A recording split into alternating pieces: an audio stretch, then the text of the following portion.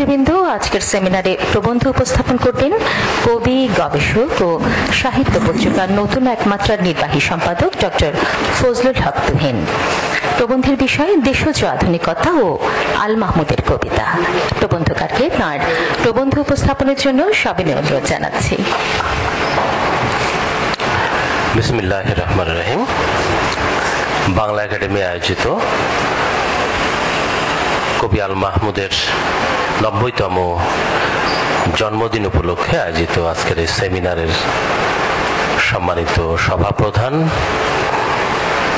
বাংলা একাডেমির মহাপরিচালক, ঢাকা বিশ্ববিদ্যালয়ের বাংলা বিভাগের খ্যাতিমান অধ্যাপক, গবেষক, চিন্তক প্রফেসর ডক্টর মোহাম্মদ আজম এবং উপস্থিত আছেন বাংলাদেশের খ্যাতিমান কবি, নজরুল প্রেমিক, স্বাধীনতা এবং সার্বভৌমত্বের বলিষ্ঠ কণ্ঠস্বর, আমাদের সকলের প্রিয় কবি আব্দুল হাই শিকদার, এবং উপস্থিত আছেন আমার অত্যন্ত প্রিয় কবি, শিশু সাহিত্যিক, প্রাবন্ধিক, গীতিকার কবি জাকির আবু জাফর, এবং আর উপস্থিত আছেন কবি এবং সাংবাদিক হিজল জুবায়ের, প্রিয় সঞ্চালক এবং উপস্থিত সুধীবৃন্দ, লেখক বন্ধুরা, সবাইকে সালাম, আসসালামু আলাইকুম। প্রথমেই বাংলা একাডেমিকে ধন্যবাদ দেই। বাংলা একাডেমি কর্তৃপক্ষ অনেক বছর পর, প্রায় ১.৫ যুগ হবে অথবা ১.৫ দশক পরে এরকম একটি সেমিনার, জন্মদিন উপলক্ষে একটি সেমিনারের আয়োজন করছে। এই জন্য বাংলা একাডেমি কর্তৃপক্ষকে এবং মহাপরিচালককে ধন্যবাদ জানাই। যদিও ফেব্রুয়ারিতে মৃত্যুবার্ষিকী উপলক্ষে আল মাহমুদকে নিয়ে একটি সেমিনার হয়েছে, সেটা মেলার মধ্যে। এই জন্য বাংলা একাডেমির কাছে আমরা কৃতজ্ঞ।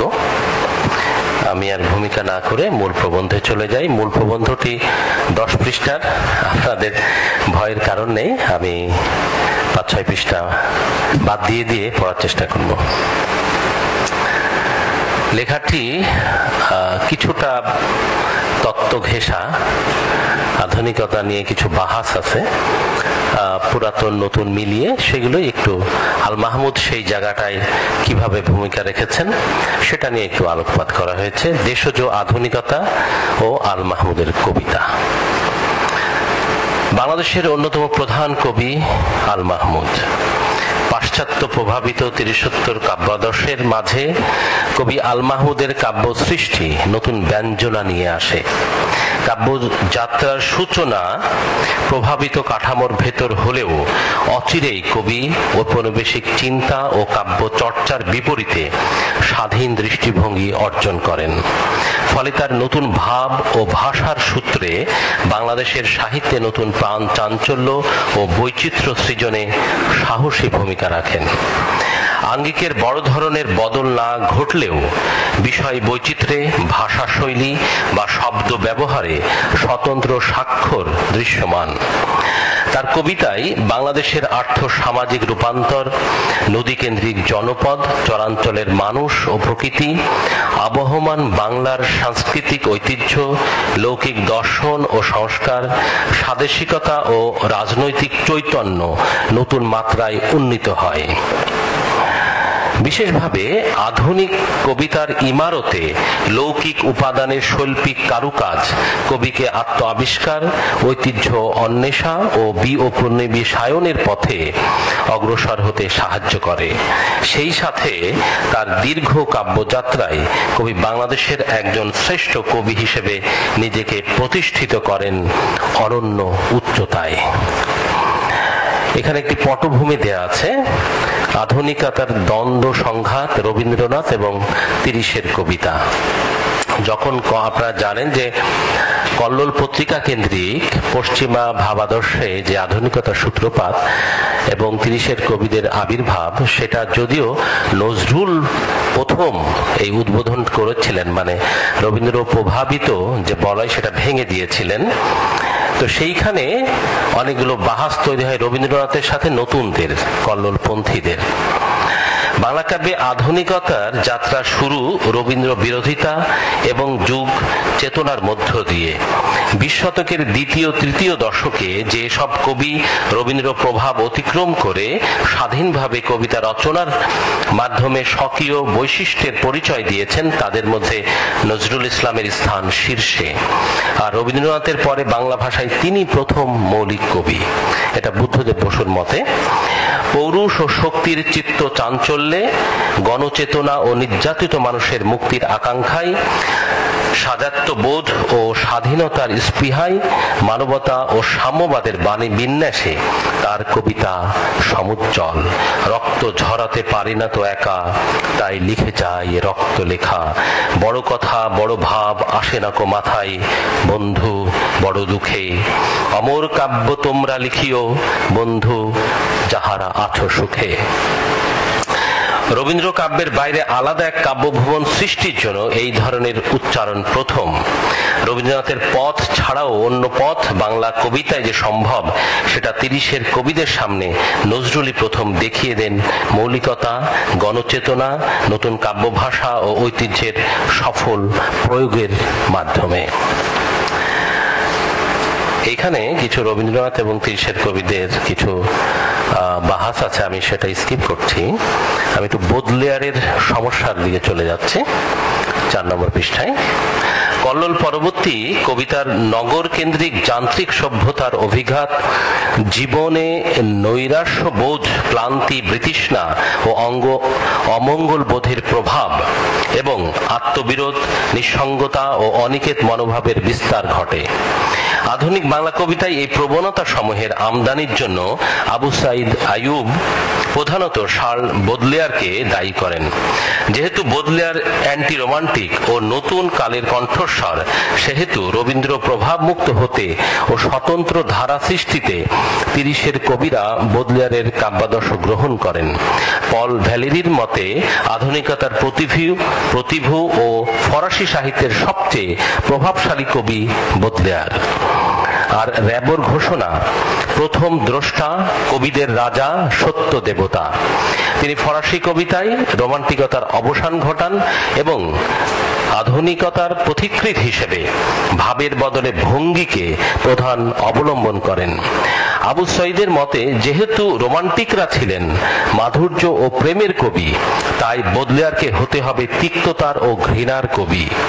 এক কথায় বিশ্ব বিতৃষ্ণা ছিল কাউন্টার রোমান্টিসিজমের অংশ বিশেষ। বোদলেয়ার তরুণ বয়স থেকে হয়তো বা জন্মাবধি এক অতিশয় পীড়াদায়ক গ্লানিকর দুরারোগ্য রোগে ভুগতেন, সিফিলিসের রোগে। উপরন্তু তার মানসিক কষ্টেরও অবধি ছিল না। অন্যদিকে এলিয়ট তাকে সিম্বল অফ মরবিডিটি আখ্যা দিয়ে লিখেন, সমাজের চোখে এবং ব্যক্তিগত যাবতীয় ব্যাপারে বোদলেয়ার ছিলেন অত্যন্ত বিকৃত স্বভাব। অসামাজিকতা ও অকৃতজ্ঞতার অসাধারণ ক্ষমতা নিয়েই জন্মেছিলেন। তার মেজাজ যেমন তিরিক্ষি ছিল, তেমনি যে কোনো পারিপার্শ্বিক অবস্থাকে নিজের পক্ষে অসহনীয় করে তোলার জেদ ছিল অভ্রভেদী। বোদলেয়ারের মানসিক চরিত্রের এই প্রেক্ষাপটে আবু সাইদ আইয়ুব মন্তব্য করেন, রবীন্দ্রনাথের বিশ্বপ্রেম যেমন তার নিটোল মানসিক ও কাব্যিক স্বাস্থ্যের প্রকাশ বিশেষ, তেমনি বোদলেয়ারের বিশ্ব বিতৃষ্ণাকে তার ব্যাধিগ্রস্ত মনের অভিব্যক্তি জ্ঞান করা যেতে পারে। ক্লাসিক, রোমান্টিক ও কাউন্টার রোমান্টিক ধর্ম স্মরণে রেখে বোদলেয়ার প্রসঙ্গে বুদ্ধদেব বসু বলেন, রোমান্টিকেরা ভালোবাসেন গ্রাম ও গ্রাম্যতাকে। তার ছন্দে প্রথম ধরা পড়ল সব ক্লেদ ও সন্তাপ নিয়ে। আধুনিক নগর জীবনের চঞ্চলতা, প্রকৃতির নগ্ন স্বাভাবিকতার পূজক ছিলেন রোমান্টিকেরা। আর বোদলেয়ার বন্দনা করেছেন প্রসাধনের, অলঙ্কারের, কৃত্রিমের অর্থাৎ শিল্পের অর্থাৎ চেতনার। তার বিখ্যাত ড্যান্ডিজমের অর্থ এই। এবার আসি আমরা আমাদের মূল প্রসঙ্গে, যে দেশজ আধুনিকতা। এ বিষয়ে দেশজ আধুনিকতা বর্গ ধারণাটি গ্রহণ করা হয়েছে বোরহানউদ্দিন খান জাহাঙ্গীরের দেশজ আধুনিকতা সুলতানের কাজ গ্রন্থ থেকে। অবশ্য পার্থ চট্টোপাধ্যায়ের আমাদের আধুনিকতার সাথে চিন্তা সূত্রে সাযুজ্যপূর্ণ।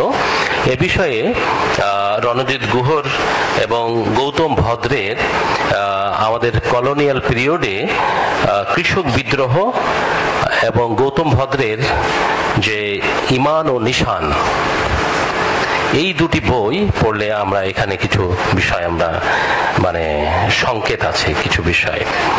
বৈশ্বিক আধুনিকতার বিপরীত হচ্ছে স্থানিক আবহমানতা।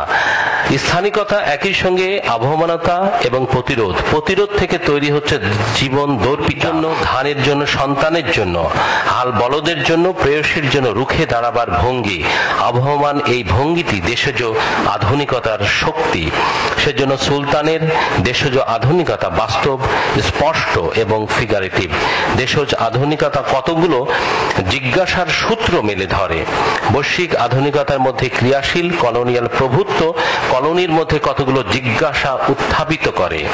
ক, কলোনির বাসিন্দা কেন কোনো কণ্ঠ বা চোখ নেই তাদের। খ, তাদের ইতিহাস কেন বিকৃত অধস্তন, তাদের উৎসে ফেরার উপায় কেন সরল নয় এবং বিভিন্ন ছেদের মধ্যে তাদের জীবন যাপন কেন যথার্থ নয়। এসব জিজ্ঞাসা আর মধ্যে দিয়ে বৈশ্বিক আধুনিকতার অযথার্থতা ও কলোনিয়াল নির্যাসের প্রচণ্ডতা উত্থাপিত হয়। বৈশ্বিক আধুনিকতা এই নিজস্ব ইতিহাস সম উদ্ধার কিংবা পুনরুদ্ধারের সহায়ক শক্তি নয়। কলোনির আধুনিকতা এই নিজস্ব ইতিহাস সমূহ অধস্থন করে রাখে। সুলতান এই প্রক্রিয়ার মধ্যে দিয়ে কৃষকের দৈনন্দিন জীবনযাপনের বাস্তবতা ফিরিয়ে এনেছেন। বাঙালি সংস্কৃতির যে অংশ সাহিত্য, সেখানে সোচ্চার উপনিবেশিক সভ্যতা সম্বন্ধে সাড়া ও মনোভাব। আমি আরেকটু স্কিপ করছি। ব্রিটিশ ঔপনিবেশিকতা আধুনিকতার যে সংজ্ঞা তৈরি করেছে, সে সংজ্ঞায় স্বাভাবিকতা, সরলতা, স্বতঃস্ফূর্ততা প্রয়োজনীয় শর্ত নয়। সেজন্য এসব গ্রাম্যতার সঙ্গে যুক্ত কিংবা গ্রাম্যতার সমান্তরাল হিসেবে বিবেচিত। এই প্রক্রিয়ায় বৈদগ্ধ নাগরিকতার সঙ্গে এবং স্বাভাবিকতা গ্রাম্যতার সঙ্গে যুক্ত হয়েছে। আবার নাগরিকতা হয়েছে বিশ্ব পৃথিবী জানবার একটি মনোভঙ্গি এবং পল্লিতা পশ্চাদপতার একটি মাপকাঠি। ঔপনিবেশিক আধুনিকতা উজ্জ্বল করে দিয়েছে নাগরিক মনোভঙ্গি এবং গ্রামীণ সমাজ সংস্কৃতি অনবরত ছিন্নমূল হতে চলেছে ঔপনিবেশিক শোষণের মধ্যে দিয়ে। এই বোধ ধরা পড়েনি ঔপনিবেশিক আধুনিকতায়। এই আধুনিকতা বৈশ্বিক শোষণের ভিন্ন রূপ, গ্রামীণ সংস্কৃতি অধস্থন করার একটি প্রক্রিয়া এবং লোকজ মনোভঙ্গি উদ্ভূত। স্বাভাবিকতা, সরলতা, স্বতঃস্ফূর্ততা প্রত্যাখ্যান করার বুদ্ধিবাদী পদ্ধতি ঔপনিবেশিক ধনতন্ত্র কৃষক সমাজ অধস্থন করেছে। সংখ্যাগরিষ্ঠ জনগোষ্ঠী দেশের যে অংশের বাসিন্দা, সেই গ্রামাঞ্চল অধস্থন হওয়ার মধ্যে দিয়ে অন্তরালে চলে যেতে বাধ্য হয়েছে এবং সংখ্যাগরিষ্ঠ জনগোষ্ঠীর সংস্কৃতি ঔপনিবেশিক ধনতন্ত্র থেকে উদ্ভূত হয়ে প্রবল হয়েছে। ঔপনিবেশিক ধনতন্ত্রের নান্দনিক ভুবন হচ্ছে বোহেমিয়া। এই বোহেমিয়ার প্রধান উপাদান নিসর্গ। দেশজ আধুনিকতা ও আল মাহমুদের কবিতা। এস এম সুলতানের ছবির অর্থ ব্যঞ্জনা, ব্যাপ্তি, গভীরতা ও বিষয়বস্তুর সাথে আল মাহমুদের কবিতার ভেতর বাহিরের সাযুজ্য ব্যাপকভাবে দৃশ্যমান। আবহমান বাংলার সাংস্কৃতিক ঐতিহ্যের রূপকল্প নির্মাণ, ঐতিহাসিক লড়াই সংগ্রামে কৃষক শ্রমিকের উপস্থিতি এবং প্রকৃতি নারী স্বদেশের চিত্রকল্প সৃজনে আল মাহমুদের কবিতার কারুকাজ বারবার মনে করিয়ে দেয় সুলতানের চিত্রকর্মের মতোই পশ্চিমের আধুনিকতার বদলে দেশজ আধুনিক শিল্পকর্মের কথা। বাংলা অঞ্চলে উপনিবেশের অধীনে সম্পন্ন 19 শতকের জাতীয়তাবাদী রেনেসা থেকে 30-70 আধুনিকতাবাদী সাহিত্য ধারা পর্যন্ত বাংলা কবিতা প্রধানত পশ্চিমাকরণের পথে বিস্তৃত ও প্রবাহিত হয়। শেকড় ও স্বকীয়তা হারিয়ে ফেলা আধুনিকতা বা পশ্চিমা সভ্যতা থেকে উপনিবেশায়নের পথে অগ্রসর হয়ে কবি আল মাহমুদ আমাদের নিয়ে আসেন আবহমান গ্রামীণ সভ্যতায়, যেখানে কৃষকের উপস্থিতি প্রাণবন্ত। তার কবিতাকে আধুনিকতাবাদী কবিতার বিপরীতে এভাবে সূত্রাবদ্ধ করা যায়। জাতি প্রশ্নে কবি আর্য নয় অনার্য, বর্ণে সাদার বদলে শ্যামলা বা কালো, সামাজিকতায় একাকী নয় যূথবদ্ধ, ভাষার ক্ষেত্রে সংস্কৃত বহুল প্রমিত বাংলার বদলে লোকজ বা আঞ্চলিক শব্দাবলী, বাকভঙ্গি, সংস্কৃতিতে পশ্চিমাচ্ছন্ন নাগরিক নয় গ্রামীণ লোকজ, সভ্যতা নির্মাণে পশ্চিমা আধুনিকতার বদলে আবহমান গ্রামীণ সভ্যতা, উৎপাদন ও বন্টনে শোষণমূলক বা পুঁজিবাদী নয় সাম্যবাদী, সুষম বন্টনে আস্থা, নারীর প্রশ্নে অনার্য গ্রামীণ বা খনার প্রতীক, রাষ্ট্রের ক্ষেত্রে স্বাধীন বা জাতীয়তাবাদী, বিশ্ব ব্যবস্থায় ইউরোকেন্দ্রিকতার বদলে সাম্রাজ্যবাদ বিরোধী ও আন্তর্জাতিক, এবং বাংলার আবহমান ইতিহাস ঐতিহ্যে বিশ্বাসী। এই প্রসঙ্গে কবির অভিমত গুরুত্বপূর্ণ। কবি হিসেবে সারা জীবন আমি সাম্রাজ্যবাদ ও উপনিবেশবাদের বিরোধিতা করে এসেছি। যখন যে রাজনৈতিক বিশ্বাসে আবর্তিত হয়েছি এবং আপ্লুত হয়েছি, সব অবস্থানে দাঁড়িয়েই আমি নিপীড়ক, শোষক, ঔপনিবেশিক আচরণের প্রতিবাদ করেছি। উত্তরাধিকার বহন করেও কবি স্বাতন্ত্র্যে ও আত্মকৃতিতে আলাদা হয়ে যান স্বভাবতই। আধুনিকতাবাদী কবি না হয়েও আল মাহমুদ আধুনিক মেজাজ ও প্রকরণে বাংলাদেশ কেন্দ্রিক অভিজ্ঞতালব্ধ অনুভূতিকে অন্তর্লীন করে নিয়েছেন। স্বদেশের রূপ ও চেতনার উপকরণ, দৃশ্য অদৃশ্য প্রভাব ও প্রতিফলন, ধর্ম, সমাজ ও বস্তুগত জীবনের আবশ্যিক খুঁটিনাটি এবং সর্বোপরি মৌলিক গ্রামীণ বাংলার ভেতর দেশ থেকে আল মাহমুদ কবিতা সৃজন করেন। তার দৃষ্টি অনিবার্যভাবে গ্রাম বাংলার দিকে ধাবিত এবং গভীর সাহস ও প্রত্যয়ের সাথে সেইখানে মগ্ন ও সংলগ্ন আত্মপরিচয়ের ঠিকানায় শেকড় পথিত।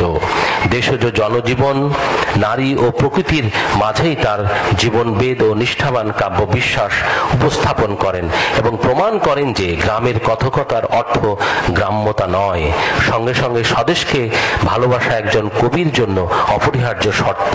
বাংলাদেশের জনগোষ্ঠীর সাথে নিবিড়ভাবে সংলগ্ন যে গ্রামীণ জীবন কাঠামো ও জনগোষ্ঠীর প্রতিনিধিত্বশীল ভাষা, জীবন সংস্কৃতি, নাগরিক জীবনযাপনের জটিল ও কঠিন অভিজ্ঞতার মাঝে বসে আল মাহমুদ তাকেই লালন করেছেন চেতনার উজ্জ্বলতায়। নদীময় গ্রামীণ সভ্যতার নায়ক যে কিষানী এবং কৃষিক্ষেত্র যে প্রকৃতি, তাকেই কবি কবিতার কেন্দ্রে স্থাপন করেন। আমার বিষয় তাই যা গরিব চাষির বিষয়। চাষির বিষয় বৃষ্টি, ফলবান মাটি আর কালচে সবুজে ভরা খানাখন্দহীন সীমাহীন মাঠ। চাষির বিষয় নারী, উঠোনে ধানের কাছে নুয়ে থাকা পূর্ণ স্তনে ঘর্মাক্ত যুবতী। কবির বিষয় অদিষ্টবাদীদের রান্নাবান্না। নদীমাতৃক ও গ্রাম কেন্দ্রিক বাংলাদেশ আল মাহমুদের জন্মভূমি, মাতৃভূমি ও স্বদেশ। ভাঙনমুখর এই জনপদের মানুষ ও প্রকৃতি, ঐতিহ্য, সংস্কৃতিবাহী চেতনাপুঞ্জ তার কবিতায় কাব্যাদর্শে প্রাণবন্ত। নগরের অবক্ষয়প্রাপ্ত গ্লানিকর অনেকের জীবন থেকে মুক্তি খুঁজে পেয়েছেন স্বদেশের বিশাল পটভূমিকায়। আমি আমার কথা বলতে পারি যে আমি সোজাসুজি আমাদের গ্রাম জনপদে ফিরে এসেছি এবং পরীক্ষা করেছি যারা আমার আগে গ্রাম জনপদ, আমাদের দেশকে, আমাদের নদী নালা, আমাদের ফোক, এগুলোকে যারা কাব্যে ব্যবহার করেছেন তাদের কবিতা কেমন।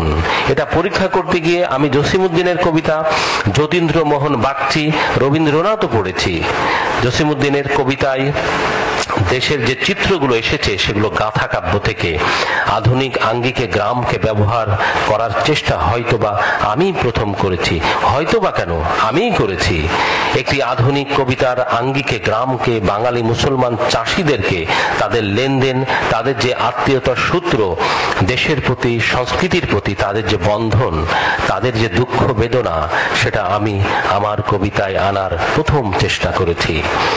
আল মাহমুদ যে বাংলাদেশের ছবি আঁকেন তা রবীন্দ্রনাথ, জীবনানন্দ দাশ, জসিমউদ্দিনের অঙ্কিত নয়।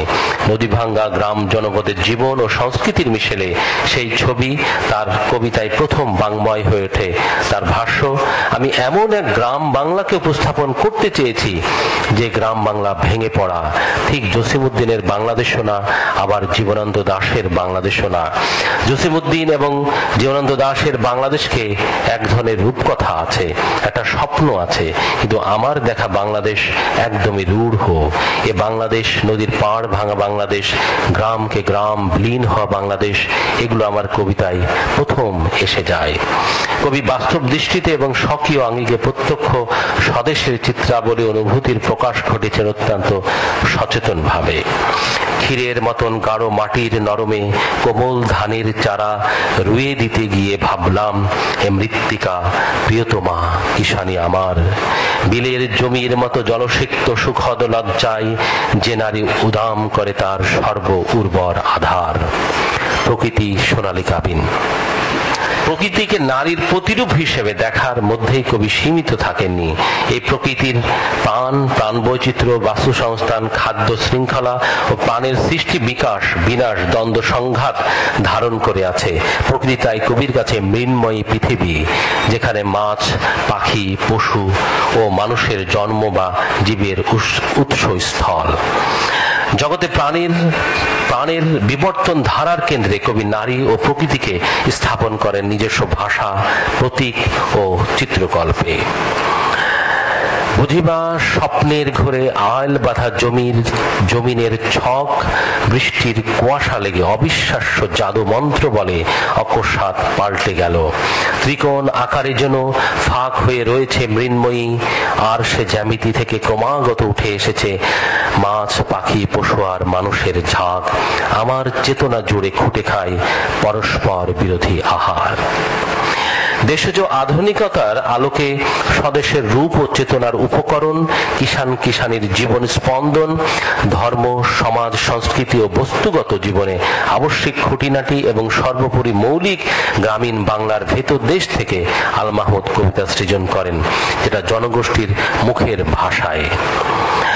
তার দৃষ্টি অনিবার্যভাবে গ্রাম বাংলার দিকে ধাবিত, গভীর সাহস ও প্রত্যয়ের সাথে সেইখানে মগ্ন, সংলগ্ন ও আত্মপরিচয়ের ঠিকানায় শিকড় পথিত। তিনি গ্রাম বলতে বোঝেন, আমি আমার কবিতায় আধুনিক নগর সভ্যতা তথা সর্বব্যাপী নাগরিক উৎক্ষেপের যুগেও ক্ষয়িষ্ণু গ্রামীণ জীবন, ধসে পড়া গ্রামকে উত্থাপন করতে চাইছি বলে অনেক সমালোচক কটাক্ষ করেন। আমি তাদের বহুবার বোঝাতে চেষ্টা করেছি, গ্রাম বলতে আমি যূথবদ্ধ আদিম মানব জীবনকে বুঝি না, বরং এশিয়া, আফ্রিকা ও লাতিন আমেরিকায় যেসব নর নারী ধনতান্ত্রিক নগর সভ্যতার বিরুদ্ধে গেরিলা বাহিনী গড়ে তুলেছেন, তারা আসলে গ্রামেরই লোক। বাংলাদেশের জনগোষ্ঠীর সাথে নিবিড়ভাবে সংলগ্ন যে গ্রামীণ জীবন কাঠামো ও জীবন সংস্কৃতি, নাগরিক জীবনযাপনের জটিল ও কঠিন অভিজ্ঞতার মাঝে বসে আল মাহমুদ তাকেই লালন করেছেন চেতনার উজ্জ্বলতায়। নাগরিকতার বিপরীতে তার কবিতার ভিত্তি ও উৎস গ্রামের চাষাচাষি, জমিন, বলদ, লাঙল, নদী, নদীর মাঝি, নৌকা, পাখি, রাস্তার ভবঘুরে ও ঘরণী। এসব উৎস উপাদান বাংলার জনপদ থেকে গৃহীত, যা স্বাদেশিকতার প্রতিনিধিত্ব করে। যদি যান কাউতলি রেল ব্রিজ পেরুলেই দেখবেন মানুষের সাধ্যমতো ঘর বাড়ি, চাষাহাল বলদের গন্ধে থমথমে হাওয়া, কিষানের ললাট রেখার মতো নদী, সবুজে বিস্তীর্ণ দুঃখের সাম্রাজ্য।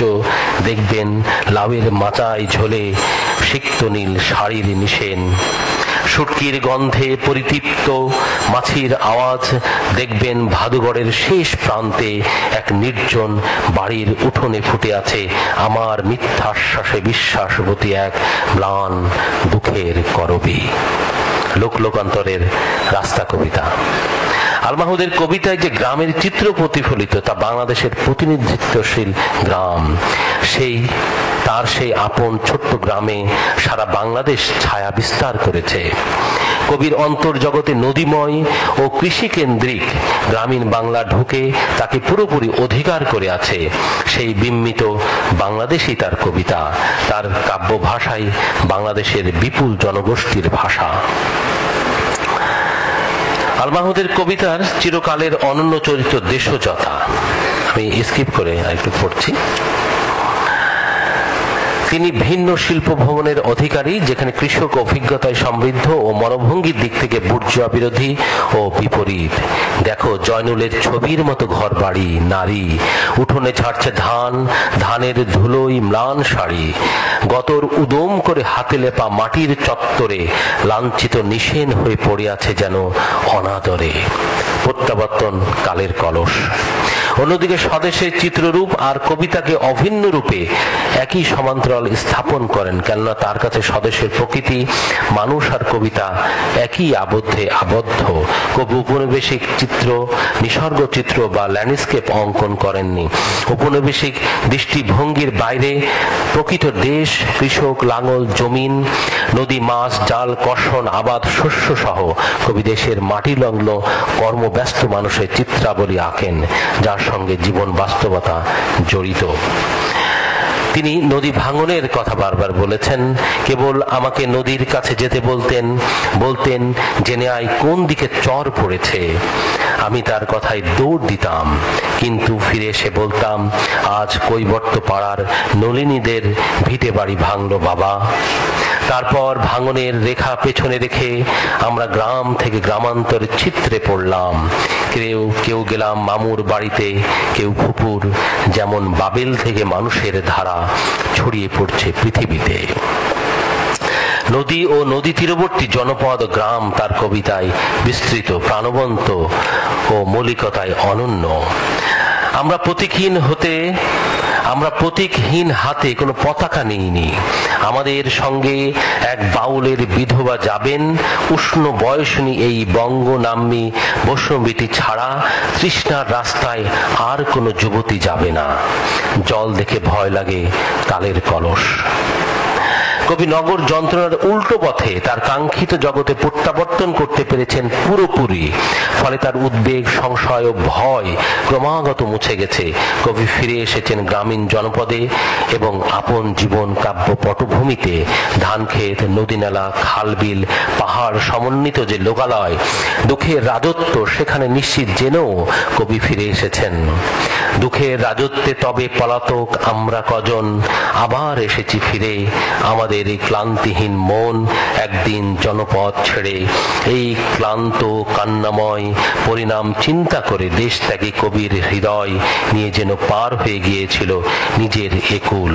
কিন্তু আজ মাছ, পাখি, নাও, নদী, মাটির পুতুল, বহমান মানুষের অনিবার্য প্রতীকের কাজে আবার এসেছে ফিরে অনুতপ্ত নিজের সমাজে। কালের কলস প্রত্যাবর্তন কবিতা। কবি ফিরে এসেছেন একদম মূলে। প্রাণের রঙের মতো পরাজিত প্রেমের কেতন আবার তুলতে চায় পলাতক আমরা কজন। মানুষের বাসস্থান লাউমাচা নীলাম্বরী নিয়ে আমরা থাকতে চাই। অনুতপ্ত ও প্রত্যাগত অনার্য বাঙালি কবি নতুন প্রত্যাশায় জীবনবাদী প্রেমের নিশান উড়াতে চান। কবি সেই গ্রামে থাকতে ইচ্ছুক যে গ্রাম বা পল্লী শান্তি কিংবা স্বপ্নময় না হয়ে দুঃখ, বঞ্চনা, দারিদ্র, কদর্যের স্বাভাবিকতায় প্রকাশমান, বাস্তবের জীবনের সঙ্গে সংলগ্ন। যার ছবি মাইকেল মধুসূদন দত্তের বুড়ো শালিঙ্গের ঘাড়েরও, বঙ্কিমচন্দ্রের কৃষক, দীনবন্ধু মিত্রের নীল দর্পণ, মীর মোশাররফ হোসেনের জমিদার দর্পণে অঙ্কিত। এক কথায় বাংলার কৃষক আন্দোলনে উজ্জীবিত চৈতন্য কবির মাঝে ক্রিয়াশীল। এবং কবি বারবার ফিরে এসেছেন। তবে আলমাহুদের কবিতায় কবি পুরুষের স্বদেশ প্রত্যাবর্তন একেবারে সরল বা দ্বিধামুক্ত নয়। গায়ের ছেলে যখন অনিবার্য প্রতিকূলতা জয় করে নিজ গ্রামে ফিরে আসে, তখন শস্যের শিল্পীরা অবাক হয়ে যায়। সে যে গায়েরই সন্তান, সকলের লোক, তার স্বজনের মেলে দেয়া বিচালিতে বসতে লজ্জা থাকার কথা নয়। কিন্তু গায়ের লোকের আন্তরিক আহ্বানে প্রত্যাগত পুরুষের বাধা আসে কৃত্রিম নাগরিক পোশাকের কারণে। গ্রামীণ সংস্কৃতির বিপরীতে নয়া উপনিবেশবাদের সাংস্কৃতিক অনুষঙ্গের জন্য সে স্বজনের সাহচর্য আর দেশের মাটির বুকের আত্মীয়তা থেকে বঞ্চিত। তোমাকে বসতেই হবে এখানেই, এই ঠান্ডা ধানের বাতাসে। আদরে এগিয়ে দেয়া হুকোটাতে সুখ টান মেরে তাদের জানতে হবে কুহলি পাখির পিছু পিছু কতদূর গিয়েছিলে পার হয়ে পানের বরজ। আল মাহমুদের সামগ্রিক কবি ভাবনার মূল উৎস এখানেই নিহিত। তিনি বাংলাদেশের কবি, বাংলাদেশের আপামর জনসাধারণ, রূপরস গন্ধময় বাংলার অপরূপ প্রকৃতি ও জীবনের দৈনন্দিন জীবনালক্ষ্যেই তার কবিতার প্রধান উপজীব্য। ফিরলে আজও পাবো কি সেই নদী, স্রোতের তোড়ে ভাঙা সে এক গ্রাম, হাইরে নদী খেয়েছে সবকিছু, জলের ঢেউ ঢেকেছে নামধাম। একদম শেষ পর্যায়ে চলে এসেছি। আল মাহমুদের দেশজ আধুনিকতা কবিতার সামগ্রিক রূপকল্পে বিরাজমান। তার কবিতায় যে শব্দ সপ্তবন্ধ ব্যবহৃত, হয়তো তা সরাসরি গ্রামীণ আবহ, সমাজ, সংস্কৃতি থেকে উৎসারিত। ফলে তার কবিতা হয়ে ওঠে স্বদেশের প্রতিবিম্ব।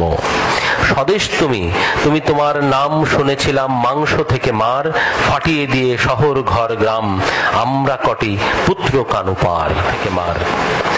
আল মাহমুদ বাংলার গ্রাম জনপদের এবং গ্রামের মাটি, প্রান্তর, নদী, কৃষক সমাজে প্রত্যাবর্তনের ছবি যেমন এঁকেছেন, অন্যদিকে বাংলার অতীত ইতিহাস ঐতিহ্যে স্বদেশের রূপ ও গ্রাম সমাজের বিপরীতে স্থাপিত নগর সভ্যতার প্রতি তীব্র আক্রমণের প্রত্যয় ব্যক্ত করেন। যে প্রত্যয়ের মাঝে আগামী দিনের স্বপ্নের স্বদেশ নির্মাণ করেন ভবিষ্যৎ প্রজন্মের জন্য। স্বপ্নের সানুদেশে আমরা শস্যের বীজ ছড়িয়ে দেব, বাম দিকে বয়ে যাবে রূপলী নদীর জল,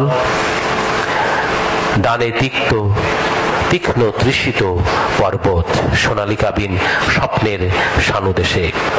কবি গ্রাম সভ্যতায় ফিরে এসেই ক্ষান্ত হননি।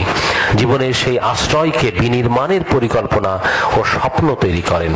কাঙ্ক্ষিত স্বদেশের মানচিত্র অঙ্কন, আগামী প্রজন্ম সহ সেখানে বসবাস এবং বসবাসের অপরিহার্য শর্ত সৃষ্টির কল্পচিত্র তিনি আন্তরিক প্রত্যয়ে প্রতিষ্ঠা করেন।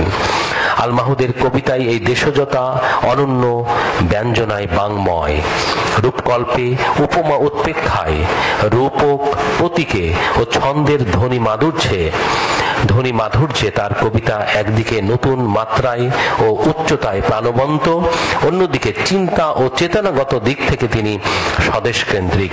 ফলে তিরিশোত্তর আধুনিক কবিতার বিপরীতে কবি আবহমান স্বদেশ আবিষ্কার, প্রত্যাবর্তন এবং তাকে ঘিরে গভীর এক বোধে উজ্জীবিত হয়েছেন।